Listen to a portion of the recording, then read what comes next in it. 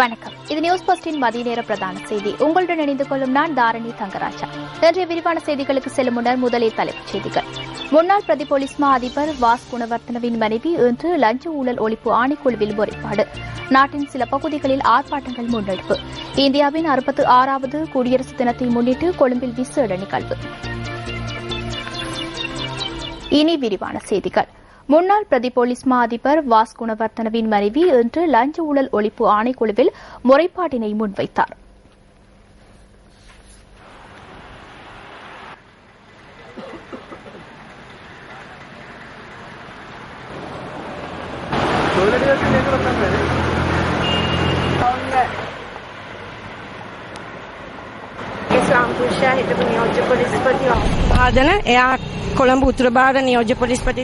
எனது கணவரான முன்னாள் பிரதி போலீஸ் மா அதிபர் வாஸ் குணவர்தன கொழும்பு வடக்கு பிரதி போலீஸ் மா அதிபராக பதவியேற்றதன் பின்னர் ராணுவ புலனாய்வு பிரிவினரால் கிடைக்கப்பெற்ற தகவல்களுக்கு அமைய திரைசேரிக்கு சொந்தமான அதிகளவான தங்கம் விற்பனை செய்யப்பட்டதாக அறிய கிடைத்திருந்தது.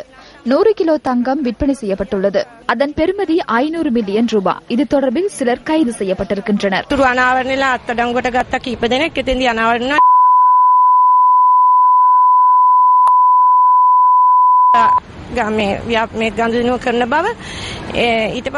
இது தொடர்பில் ஊடகங்கள் தெரியப்படுத்தி மக்கள் அறிந்ததன் பின்னர் சிரேஷ்ட சிஐடி ஆனுர சேனநாயக்க இதனை நிறுத்துமாறு எனது கணவருக்கு அழுத்தம் கொடுத்தார்.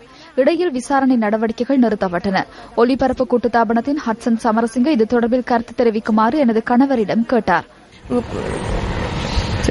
ගුවන් විදුලි සංස්ථාවේ හත්සන් සංසය මහත්තයා ඇවිල්ලා මගේ මහත්තයාට ප්‍රකාශයක් කරන්න කිව්වා මේ සම්බන්ධයෙන් කියලා. ඊට පස්සේ මගේ මහත්තයා නොයෙකුත් චෝදනා මත අත්අඩංගුවටගෙන රක්ෂිත බන්ධනාගාරගත කර සිටිනා. මගේ පුතාවත් இதன் பின்னர் பொய்க்குற்றச்சாட்டுகள் சுமத்தப்பட்டு எனது கணவர் கைது செய்யப்பட்டு விளக்கமறியலில் வைக்கப்பட்டுள்ளார். எனது மகனும் கைது செய்யப்பட்டு விளக்கமறியலில் வைக்கப்பட்டுள்ளார். மேலும் 4 போலீஸ் அதிகாரிகள் விளக்கமறியலில் வைக்கப்பட்டுள்ளனர்.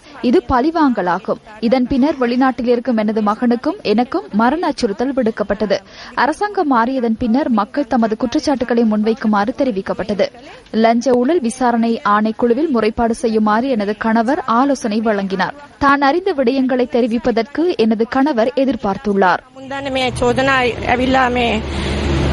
ඉදිරිපත් කරන ලෙස ඒක නිසා මගේ මහත්තයාගෙන් උපදෙස් ලැබුණා මේ සම්බන්ධයෙන් ඇවිල්ලා යට එන්න බැරි නිසා මේ අල්ලාසා දූෂණ සභාවට ඇවිල්ලා පැමිණිලි කරන්න කියලා. ඒ සම්බන්ධයෙන් මගේ මහත්තයා තවදුරටත් තව දන්න සියලු මේ සම්බන්ධයෙන් අනිකුත් දන්න සියලු තොරතුරු ප්‍රකාශයට පත් කිරීමට බලාපොරොත්තු සිටිනවා.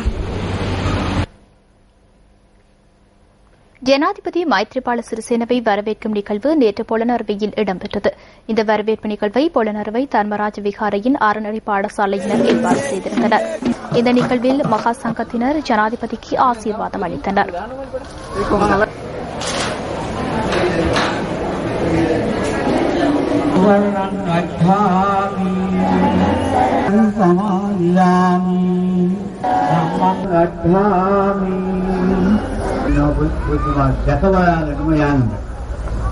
දෝෂය පිළිබඳව මම ඉතාමත්ම කනගාටු වෙනවා.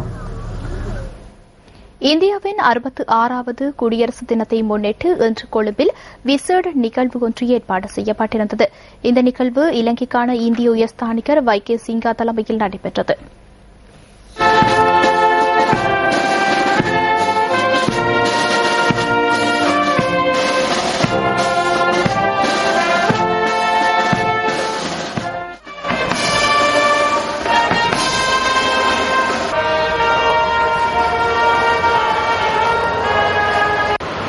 கொழும்பில் உள்ள இந்திய உயர்ஸ்தானிகர் ஆலயத்தில் இந்த நிகழ்வு நடைபெற்றது. இரு நாடுகளினதும் கலாசாரங்களுடன் கூடிய வர்ணமயமான நிகழ்வுகள் பார்வையாளர்களை கவர்ந்தன.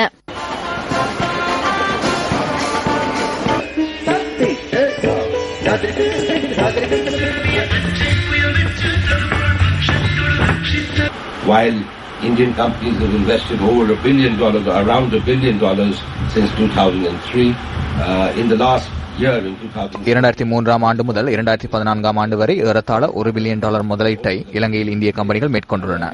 அதில் 2 மிக முக்கியமானதும் பாரிய அளவிலான முதலீடுகளை எம்மால் அவதானிக்கக்கூடியதாக இருக்கும்.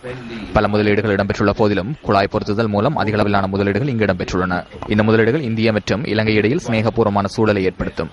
பல இந்திய நிறுவனங்கள், முக்கியமாக தனியார் நிறுவனங்கள், இலங்கையில் முதலீடுகளை மேற்கொள்வதன் மூலம் லாபம் அடைவதுடன் மாத்திரமல்லாது இலங்கையின் வணிக பற்றாக்குறையை நீக்கவும், உற்பத்தி அடித்தளத்தை மேம்படுத்தவும், ஏற்றுமதியின் அளவை அதிகரிக்கவும் உதவும். இம்முறை இந்தியாவில் இடம்பெறும் இந்திய குடியரசு தின நிகழ்வுகளில் அமெரிக்க ஜனாதிபதி பராக் ஒபாமா கலந்து கொண்டுள்ளார். அமெரிக்க ஜனாதிபதி ஒருவர் குடியரசு தினத்தில் கலந்து கொள்ளும் முதல் வரலாற்று பதிவாகவும் இது அமைந்துள்ளது. இந்த நிகழ்விற்காக 5000க்கும் மேற்பட்ட பாதுகாப்பு தரப்பினர் கடமைகளில் ஈடுபடுத்தப்பட்டுள்ளமை குறிப்பிடத்தக்கது.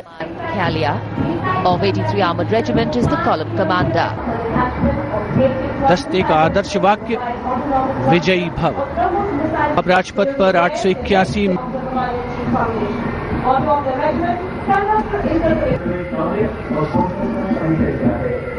Major Deepika Rathore, squadron leader to Batticaloa புனித மிக்கேல் கல்லூரிக்கு முன்பாக இன்று ஆர்ப்பாட்டம் ஒன்று முன்னெடுக்கப்பட்டுள்ளது.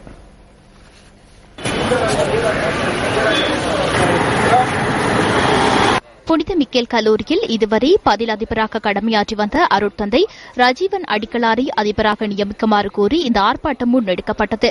இந்த ஆர்ப்பாட்டத்தில் பாடசாலை மாணவர்களின் பெற்றோர்கள் பலரும் கலந்து கொண்டிருந்ததாக எமது செய்தியாளர் குறிப்பிட்டார். பிரதி அதிபராக இருக்கிற காலத்துல ஃபாதர் ரஜீவன் எல்லோருக்கும் நல்ல உதவி செய்திருக்கிறார். ஒரு பிள்ளை நல்ல வழிக்கு வரணும்டா அவரை தவிர இந்த இடத்துக்கு வேற ஒருத்தருமே ஈடு ஆகாது. ஏனென்றா பிள்ளைக்கு என்னென்ன அன்பும் காட்டுவார், ஆதரவும் காட்டுவார், அந்த இடத்துல கண்டிப்பார். அவர் கத்தோலிக்க மிஷனரி பாடசாலை என்ற அளவில் இந்த பாடசாலைக்கு ஒரு துறவி அல்லது ஒரு குரு நியமிக்கிறதுக்கு அரசாங்க அமைப்புகள்ல இடம் இருக்குது. இது எங்களுக்கு தெளிவாக சொல்லப்பட்டது. அதனாலதான் எங்களுடைய மாகாண சபை கல்வி பணிப்பாளர் கூட அதை ஏற்றுக்கொண்டு ஒரு சிபாரிசு கடிதம் கூட ஒரு 4 நாளைக்கு முதல் எங்களுக்கு தந்திருந்தார்.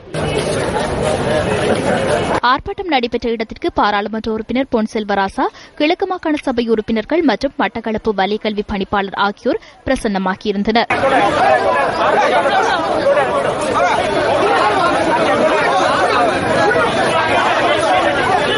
அருட்தந்தை ரஜீவன் அடிகளாரை தொடர்ந்து பதில் அதிபராக கடமையாற்றுமாறு மட்டக்களப்பு வலிய கல்வி பணிப்பாளர் கே பாஸ்கரன் வழங்கிய உறுதிமொழியை அடுத்து ஆர்ப்பாட்டம் கைவிடப்பட்டது. இன்றைய போராட்டத்தின் நிமித்தம் நான் இதை மாகாண கல்வி அறிவித்திருந்தேன். மாகாண கல்வி பணிப்பாளர் அதை தேசிய பாடசாலை பணிப்பாளருடன் லைன் மினிஸ்ட்ரி செக்ரட்டரியுடன் செயலாளருடன் கதைத்து தற்காலிகமாக இப்போ முடிவறித்திருக்கிறார். உடனடியாக அந்த பிரதி அதிபர் வாசவர்களை கொழும்புக்கு வர சொல்லியும் ஃபாதர் ரஜீவனை தொடர்ந்து பாடம் நடத்துவதற்கு ஏற்பாடு செய்ய சொல்லுகிறார். புத்தளம் கல்வி வலயத்திற்குட்பட்ட முதல் சிங்கள மகா வித்தியாலயத்துக்கு முன்பாக இன்று முற்பகல் ஆர்ப்பாட்டம் ஒன்று முன்னெடுக்கப்பட்டுள்ளது. தரமொன்றிற்கு பிள்ளைகளை சேர்த்துக் கொள்ளுமாறு கோரி இந்த ஆர்ப்பாட்டம் முன்னெடுக்கப்பட்டுள்ளது. பாதிக்கப்பட்ட பிள்ளைகளின் பெற்றோர்கள் கோஷங்களை எழுப்பியவாறும் சுலோகங்களை ஏந்தியவாறும் ஆர்ப்பாட்டத்தில் ஈடுபட்டனர்.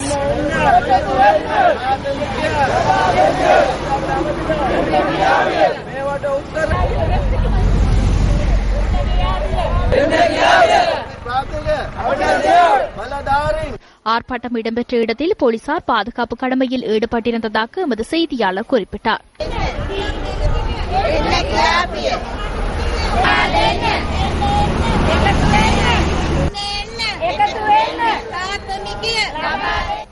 உள்நாட்டு போக்குவரத்து பிரதியமைச்சர் MS தௌஃபீக்கை வரவேற்கும் நிகழ்வு திருகோணமலை கிண்ணியா பகுதியில் நேற்று இடம்பெற்றது.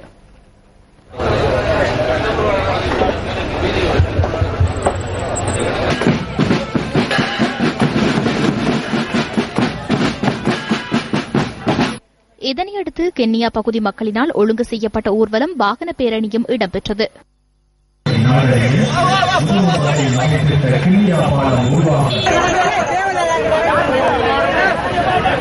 நெருக்கல் இல்லாத ஊருக்கு காங்கிரஸ் வீதி தந்தது போல் இருளில் கிட